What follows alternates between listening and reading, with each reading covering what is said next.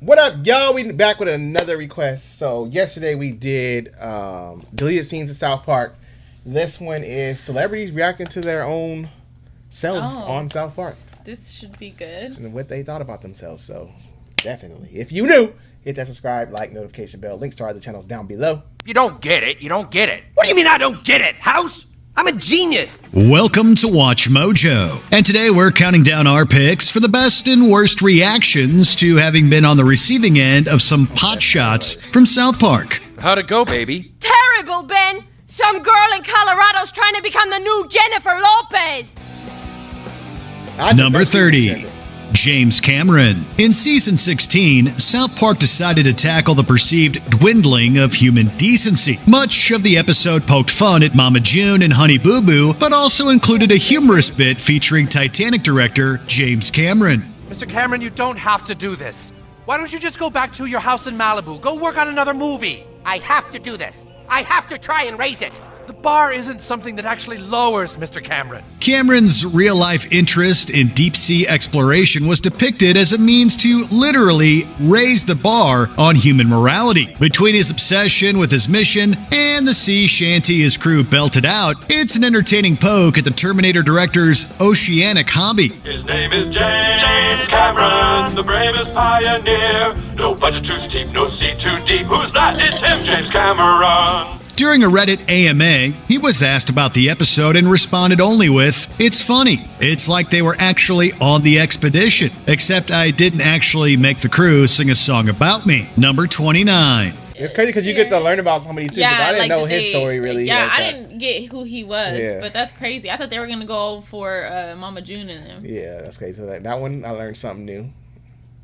Ed Sheeran. Although not a direct parody of Sheeran himself, he certainly had a reaction to its release. During Season 9's Ginger Kids episode, Cartman does a presentation about red-haired children. We've all seen them on the playground, at the store, walking on the streets. They creep us out and make us feel sick to our stomachs.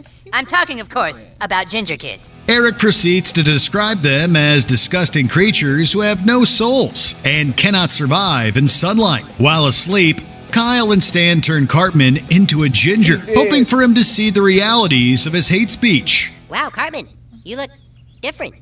Yes, well, it's interesting you should point that out, Kyle.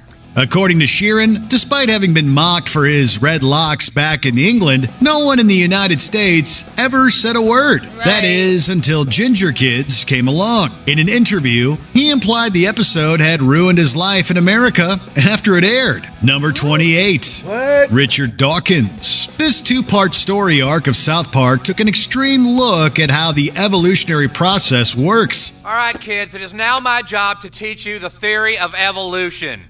Oh, boy! Now, I, for one, think that evolution is a bunch of bull crap, but I've been told I have to teach it anyway. Garrison is heavily opposed to teaching evolution until convinced otherwise by notable evolutionary biologist Richard Dawkins. Their new romance spawns an alternate future where religion doesn't exist. You lived in the time when a great event happened, a glorious event that finally made all religion obsolete. Now, the entire world is atheist. The real-life Dawkins' reaction to his South Park counterpart was a mixed bag. He loved the satirical take on a future founded on evolutionary facts, but took issue with the relationship between his fictional self and Garrison, saying he found it to be not satire. Number 27. Rob Schneider. Once a staple of Saturday Night Live, Rob Schneider left the comedy show to pursue a career in film acting. For a while, it seemed like Schneider's choices for roles all shared a common theme. From an animal to a gigolo and even a woman, he seemed to steer towards characters that fell into the fish out of water trope. Rob Schneider was an animal. Then he was a woman. And now Rob Schneider is a stapler. South Park extended this even further by turning him into a stapler and a carrot. While appearing on the Club Random podcast with Bill Maher, Schneider discussed the episode and how he thought it was very funny. And knowing how brutal the show can be on celebrities, his depiction could have been far worse. I just remember how people wanted that to hurt you. You know, they're like, I did that. You see, you know, Exactly. you know what I mean. They wanted the absolutely. Did it make it? Did it bleed? Did it cut you? Number That's 26. true, because a lot of other people that they, portray and whatever, it's worse episodes or worse parts, and it's like his was like, like okay, so yeah, he kind of was always the way I look at South Park, I guess you can see it as hurtful stuff, but there's comedians, movies, and other stuff that make fun of people all the time, and you don't hit them making a big splash. But South Park do it; it's like a big splash. Because I think it's how they sometimes they hit the truth. Portray them. Yeah. Sometimes it's like, oh. 6. Ghost hunters. Seeing notable acts lose their cool over a parody can be entertaining, but often it's steering into the satire that endears them even more to us fans. During one episode, Kyle's brother Ike keeps seeing dead celebrities. Hi, Billy Mays here for Mega Scrub Cleanser. Are you tired of your kitchen counters getting those nasty stains? Don't just rub them, Mega Scrub them. Billy Mays, no! This leads the folks over at Ghost Hunters to the Broflovsky residence to see if they can solve this supernatural mystery. What follows is a brutal takedown on how the most mild sounds and smells can be spun to be the acts of the dead. During a Ghost Hunters live session in Milwaukee, the real Ghost Hunters played the clips from the show and jokingly called it a very accurate depiction of them, even going as far as to say, Grant craps himself all the time. Number 25, Danica Patrick. Cartman has a dream of becoming a NASCAR driver, but is convinced he's not poor and stupid enough to do so. With the help of his gullible buddy Butters, Eric eventually finds his way into the world of NASCAR, alongside the likes of drivers like Danica Patrick. Bring it on, Earnhardt. You scared of the competition? I'm just as poor and stupid as you. I'm gonna drive, and I'm gonna go fast, and I'm gonna turn to the left sometimes. Can we just get back to the subject of racing, please? Oh, bring it on, Danica. Patrick, by far and large, comes off a lot easier in this episode than many others on this list. Shown to be more irritated by Cartman's behavior than anything, the real Danica Patrick took her portrayal in stride. Oh, son of a... During a press conference, she chuckled at the depiction of racers in general and took it as a compliment to be featured in such an episode. Number 24. I wonder, do they hear somebody talk? Yeah, or do you get like an email and be like, hey, just to let you know, heads up, Friday night, 8 o'clock Central, you're gonna be on TV. South Park is talking about you. Or do people start, or do they air it, and then you know how people online, they be like, oh my god, did you guys just see it? And then she starts trending or something. But are they fans of South Park and you laughing at everybody else's episode to become you? And then it becomes a problem? That's the thing. I would ask that, were you a fan of us before this? Oh, but when I talk about this. Right. Carlos Mencia. Any fan of this show knows how much the writers love to poke fun at Kanye West. But during the infamous Fish Sticks episode, Carlos Mencia takes both a literal and figurative beating. It wasn't me. I didn't really start the fish stick thing, all right? You just saying that now because you're scared. No, man, it's true. I stole it, man. I took credit for it because I'm not actually funny. While West takes his frustrations out physically on the comedian, the show also takes a swipe at the accusations of Mencia having stolen jokes from other comics. When asked about this appearance on the episode, Mencia took it all in stride and seemed to enjoy being mocked. He did, however, comment on how he was more surprised at the emotional blowback from the people in general regarding his joke theft fiasco. What I didn't realize was the emotional, visceral reaction to all this from people. I didn't see that coming. Number 23, Slash. If you're old enough to be watching this, then The Secret of Santa Claus is probably out of the bag by now. But according to South Park, it's not as clear-cut when it comes to the Guns N' Roses guitar player Slash. Come on, kids write to Slash every day. But it all just goes into this big pile over here. The reason I can't tell you where Slash lives is because he don't live nowhere. Don't you ever wonder how Slash can be all those places at the same time? It's because he's made up. One season 15 episode puts a spin on the Santa Claus narrative by portraying Slash as a magical figure who every kid thought was fake but might actually be real. Kyle, look.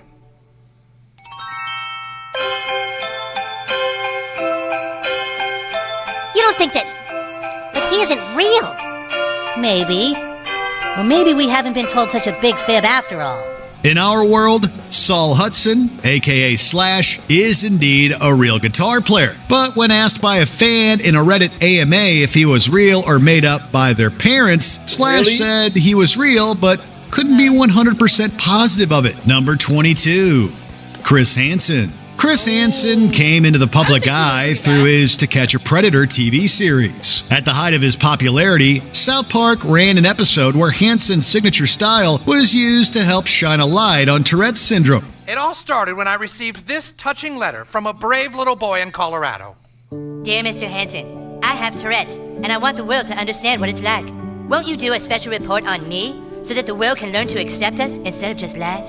Cartman has been faking the condition to justify spouting hate speech without any consequences. Hoping to do his worst, Cartman gets Hansen to showcase him in a television special, which takes Hansen's real-life work and inflates it to a preposterous extent. When asked about it on the Law and Crime Network, the real Hansen praised the show's portrayal of him, even commenting on how his kids thought he was cool for being on that show. When Chris Hansen was parodied on South Park, that was a big deal. Suddenly I was cool. Number 21, Meghan and Harry. The marriage of Meghan Markle to Prince Harry brought an enormous amount of attention to the royal family, particularly when the duo chose to step away from their official duties to pursue a seemingly more normal life. However, it seems their contradicting reasons for their departure is what South Park took aim at.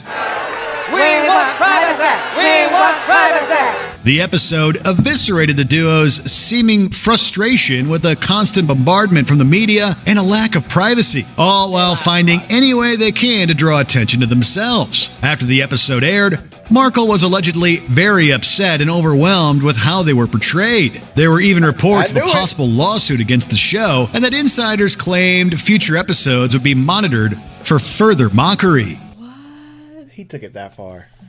A lawsuit? Come on, bro. See, you can't even have fun no more without somebody trying to sue you. I knew it. I felt it in my bones that it was going to be something serious. He's right. Trying to make ourselves into a brand just turned us into products. We don't need to be a brand, do we?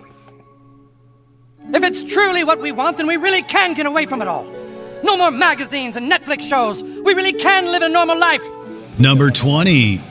Nicole Snooki Laval. When Jersey Shore first hit the airwaves, fans couldn't get enough of the antics, the catfights, and promiscuous behavior of the show's star, Nicole Snooki Polizzi. They're like so rude sometimes, like the way they say things. I'm not used to like people being so rude like that. It's kind of offensive. It didn't take long before South Park dedicated an entire episode to poking fun at the ever-expanding world that was the Jersey Shore. One notable gag was their portrayal of Snooki as some type of carnal animal that attacked anyone who came near her. What is it? It's called a Snooki. It's very famous. The day after the episode aired, the real Snooki took to Twitter and quoted her South Park counterpart in saying, "Snooki wants smush smush. We've officially made it." Clearly laughing at herself, it's a far better reaction than some of the others on this list. Why are you people doing this? But I told you, it's just a Jersey thing. Number 19. Robert Smith. So this one is less parody as it's just a rare appearance. But come on, it's Robert Smith of The Cure. Going all the way back to the first season of the show, Smith appeared as himself to help the boys fight Barbra Streisand. We'll get to her later. Am I too late? Who are you? Dude, it's Robert Smith of The Cure.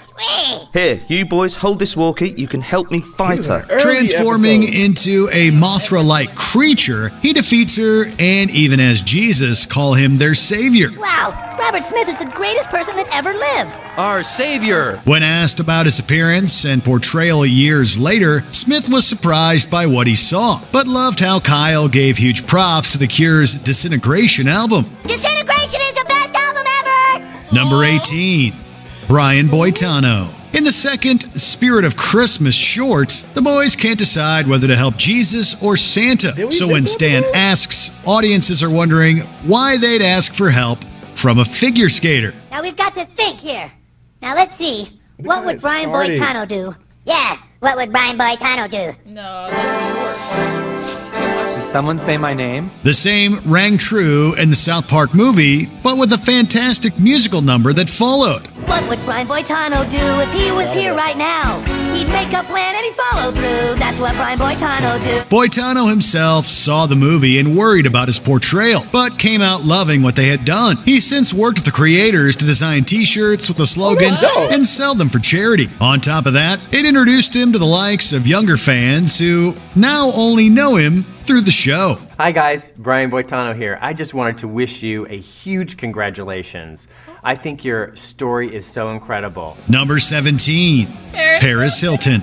Near the end of season 8, South Park took aim at Paris Hilton and her status as a role model for the young girls in town. Pleased to be here in Goutdark to announce the opening of my brand new store. A store where girls can buy everything they need to be just like me. It's hard to tell which part is more brutal, the video play set at the mall or her competition with Mr. Slave that ends the episode. Either way, there's no mistaking how savage the show's takedown is. Oh no, she didn't. When asked what she thought, she responded by saying she had never seen the episode, but thought anytime someone makes fun of you, it should be taken as a compliment. Given how she's tweeted about watching the show at home, we're guessing she's still a fan. It's adorable. Number 16, Terri Irwin. How long after someone passes away are you allowed to tell jokes about them? Boy, there's a king croc right there. He must be 4 meters, 12, 13 feet long at least. This croc has enough power in its jaws to rip my head right off. In the case of South Park, it's 7 weeks. You know, the whole crocodile hunter thing, it's just a little soon, you know? I mean, he just died a few weeks ago, and it's just not super cool. You gotta leave. Famed crocodile hunter Steve Irwin had been fatally injured in September of 2006. In late October of the same year, South Park aired an episode that featured him with a stingray sticking out of his chest. Terri Irwin, Steve's wife, was incredibly offended by the portrayal, citing concerns about how her children would feel if they saw it. She found support in her friend Mark Amy, who suggested Irwin fans sick their dangerous pets on the creators of the show in protest. Hey, Satan, you got a little problem. What? Somebody showed up in a crocodile hunter costume. It's really offending some of the other guests. Oh, jeez. Number 15, Sarah Jessica Parker. One thing the creators of South Park have always stood by is their idea that anything and everything is fair game when it comes to comedy. No writer would take the time to make fun of Sarah Jessica Parker just because they think she's ugly. Yes, they would! So when female writers called them out for being mean about tearing into Sarah Jessica Parker over her looks, the two, once again, didn't hold back. The book is full of disgusting words and acts, including Sarah Jessica Parker, who is mentioned 465 times. Despite what anyone else thought, Parker herself never addressed the episode directly. Instead, in an interview with Stylist magazine, she commented on how people seem to think being mean is funny. She went on to add that personal versus professional criticism was uncivilized and vulgar. Well, obviously, I just think it's wrong to make fun of anybody's physical appearance. My wife is a beautiful woman, and I know that most people agree with me. Number 14. Mama June Shannon. Shows like Toddlers and Tiaras and Here Comes Honey Boo Boo have received all kinds of criticisms regarding the depictions of their stars. Her favorite foods are sketty and butter, and she likes drinking Red Bull and Mountain Dew. The latter has been the subject of countless commentary about the family's diet and lifestyle choices over the course of its 4 seasons. Come on now, Boo-Boo. Now get up and wave to them judges. Given the type of language often used to describe the popular TLC program, there's a lot of irony in June Shannon's reaction to being satirized on South Park. During a TMZ appearance, she was asked what she thought of the parodies of her show. Taking some in stride, she wasn't a fan of how South Park took her on, saying, "But just the way they portrayed the show, it was kind of trashy." Number 13. Bob Saget. As the original host of America's Funniest Videos, Bob Saget's quips were subtle and often bordered on some of the worst dad jokes out there. Now these next clips are all about coincidence. Now suppose at the moment that I opened my mouth, from somewhere in the background you heard like a rooster crow. That would be coincidence, unless I worked on a poultry farm. Yet, week after week, people would tune in to see what videos were coming next. Back in season 1 of South Park, Bob's gig as a host was parodied as Stan's grandfather watched America's stupidest home videos. Grandpa Marsh loved the jokes, but the boys found them incredibly lame. Knock, knock. Bob. Bob Saget. This guy sucks. During a Reddit AMA, Bob Saget was asked about his portrayal on South Park. He responded by saying he loved how Grandpa laughed at his jokes. Comparing it to relationships, he said the parody felt good and hurt all at the same time. Comedian, so he gonna take it well. You know, Beavis and Butthead meet Frankenstein. Number 12. Martha Stewart. Martha Stewart and her various shows have been depicted several times over the years on South Park. Back now with more on Martha Stewart Living. Her first appearance saw us learn about an unusual way to consume a Thanksgiving Day turkey, whereas a season 13 episode gave us one of the most creative ways to make use of paper and glitter crafts. Either way, much like Bob Saget, she also addressed her appearances on South Park during a Reddit AMA. Mrs. Stewart, we have some questions. Not right now, I just want to focus on my turkey. Her answer was quick and simple. I thought it was really cute. We're not sure if she saw both of these episodes, but we're guessing she thought they were a good thing. So now we're ready to go. Looks delicious. Let's try it out. Number 11. Sally Struthers. Sally Struthers may have got her start on All in the Family, but she went on to become a spokesperson for Child Fund, a charity focused on helping children in third world countries. Her commercials would often air on television, showing her amongst the kids. Hunger is an enemy that we all must fight. These children desperately need your support. South Park did their own story about children in Africa and featured an oversized Struthers who had been hoarding all of the donated food. Yes! Sally Struthers is holding food from us! Because she was. Uh-oh. According to the Season 1 DVD commentary, Struthers was a big fan of the show until this episode aired. We got one! Wow. We got one! I knew it! You a fan until it's you. Yeah. We got one. I was waiting for it. I'm like, hold on, somebody gonna do it. Somebody gonna be a fan until they air. You was laughing at everybody else? That's horrible.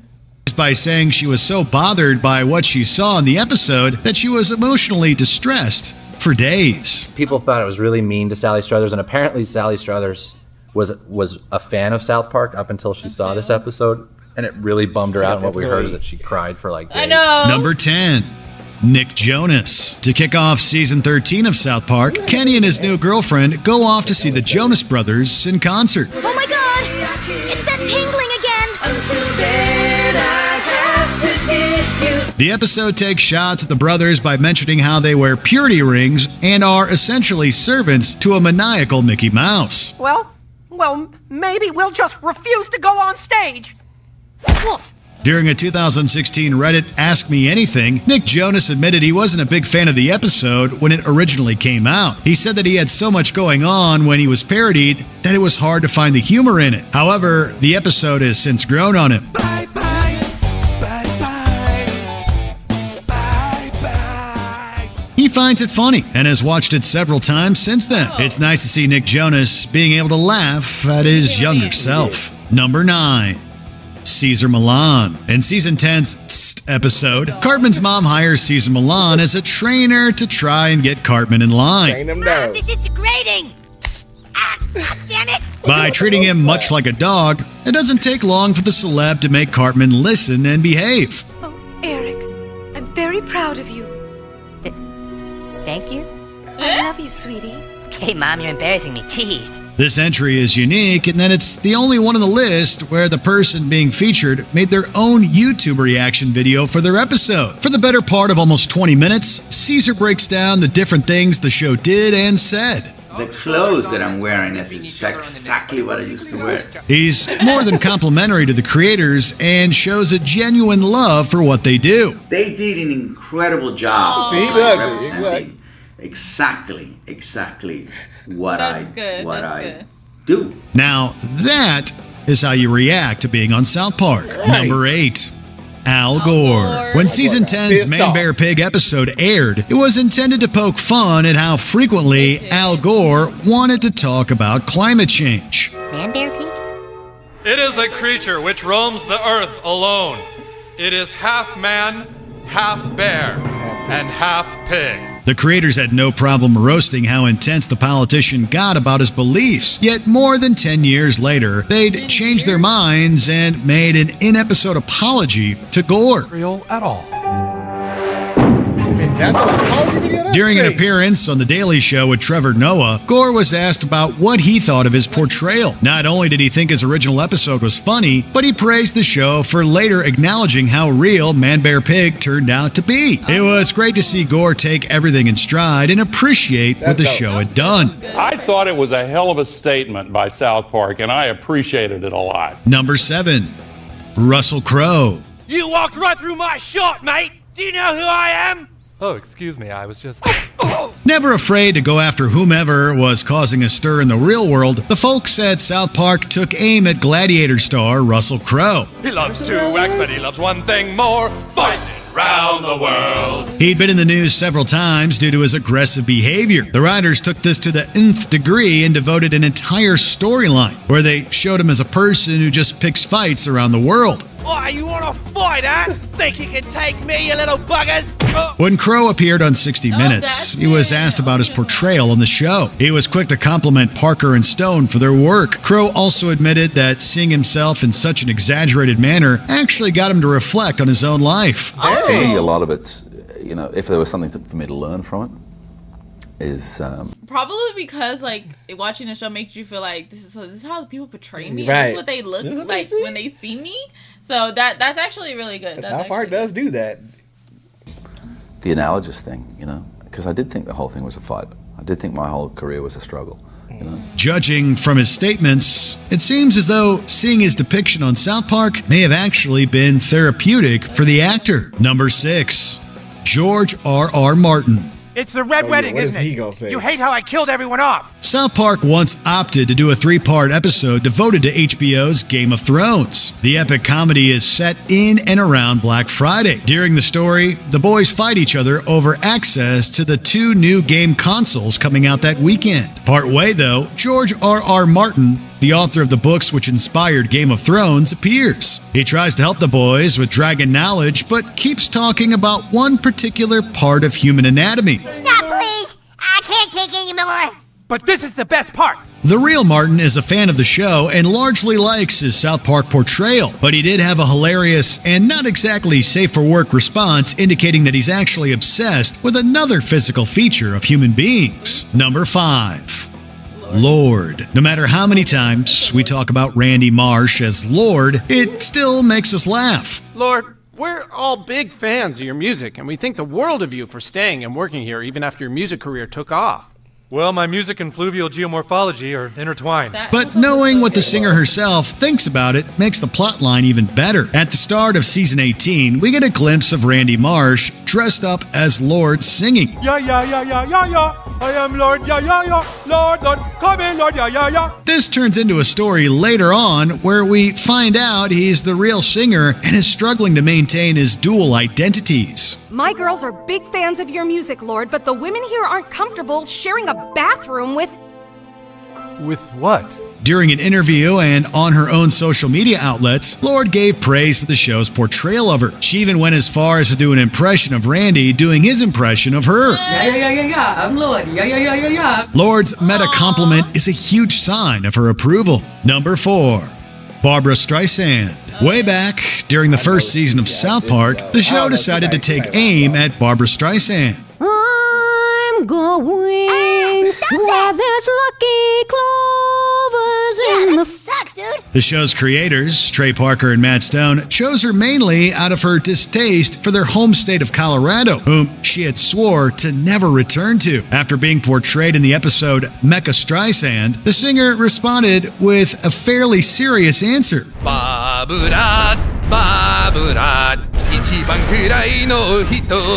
Instead of simply taking the jab with a grain of salt, she called out their particular brand of satire. Streisand claimed shows like South Park add cynicism and negativity in our culture, especially in children. Stone and Parker clearly didn't take her comments too much to heart because they continued to make fun of her. There she is, Tom. Barbra Streisand. They were just picking on her.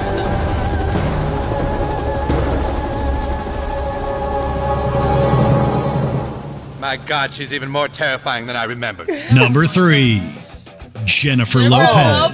In 2003, I know she did. If she laughed it off, it's fake. Yeah. If J-Lo laughed this off, it's fake as hell because she get her panties in a bunch about the stupidest stuff. rolled around and J-Lo made her first appearance on South Park, the singer-actress wasn't exactly a fan. But you don't have to ask me. You can ask my special guest, Miss Jennifer Lopez. No way. Miss Lopez, come on out here. Hello.